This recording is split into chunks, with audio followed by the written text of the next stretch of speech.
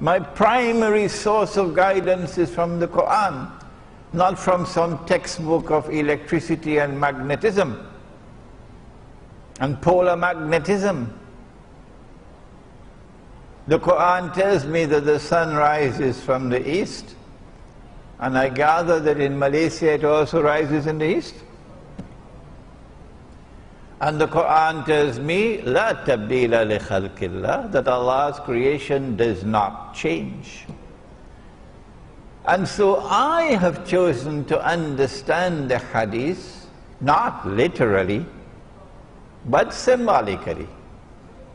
That something is going to happen which would symbolize a false sunrise from the west. And I have understood that to be modern, godless, decadent, oppressive, awesomely deceptive Western civilization. And Allah knows best. Number 7, 8, and 9. 3 earthquakes resulting with movements of the earth in which the earth sinks down, khas, and swallows what it swallows. One in the east, one in the west, and the third one in Arabia, and the third one is linked with Imam al-Mahdi. And number 10, that the fire will come out of Yemen and drive people to their place of assembly. Of these 10, the Quran singles out one. And Allah says of that one, the return of Nabi Isa alayhi salam, وَإِنَّهُ لَعِلْمٌ لِلسَّاعَةِ, it can be read that way, or لَعَلَمٌ لِلسَّاعَةِ, it can also be read that way.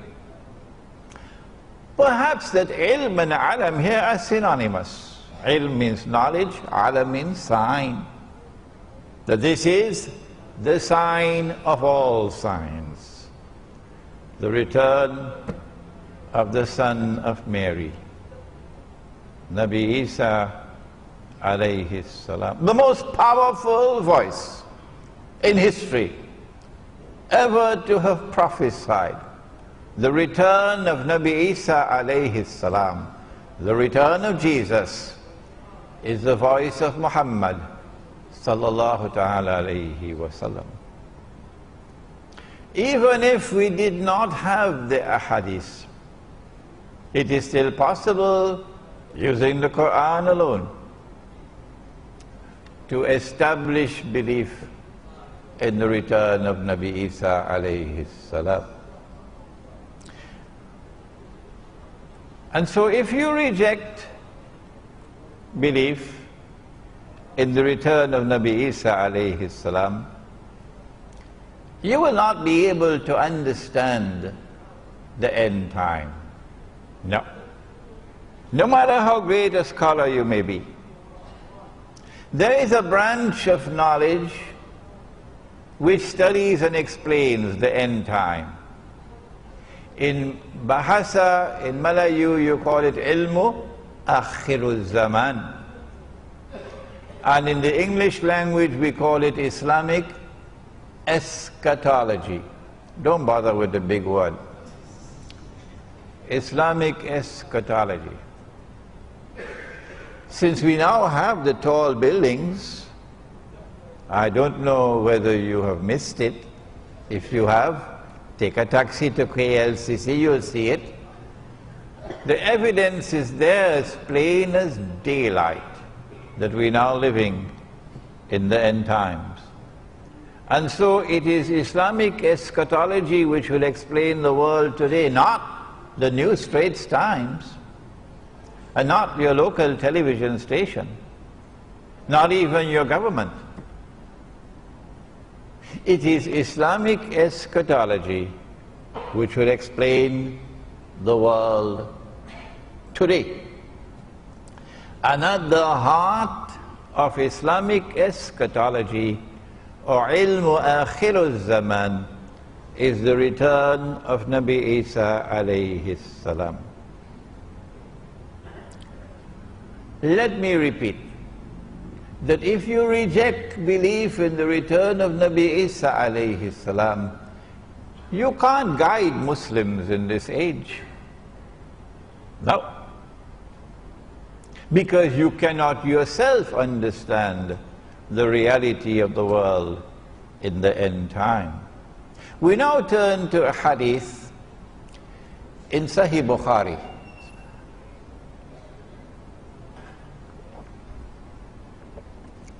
In which Nabi Muhammad alayhi salatu wasalam said,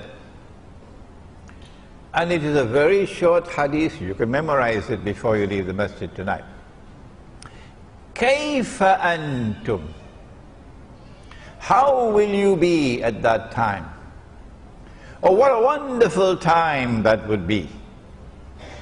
إِذَا نَزَلَ عَلَيْكُمْ Maryam, when the son of Mary will descend amongst you. Oh, so he's not descending in Rome.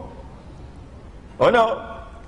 When the son of Mary descends amongst you, whether they like it or whether they don't, when Jesus comes back, he's coming to us.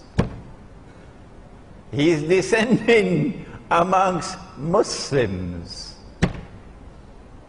كيف أنتم إذا نزل عليكم مريم وإمامكم منكم?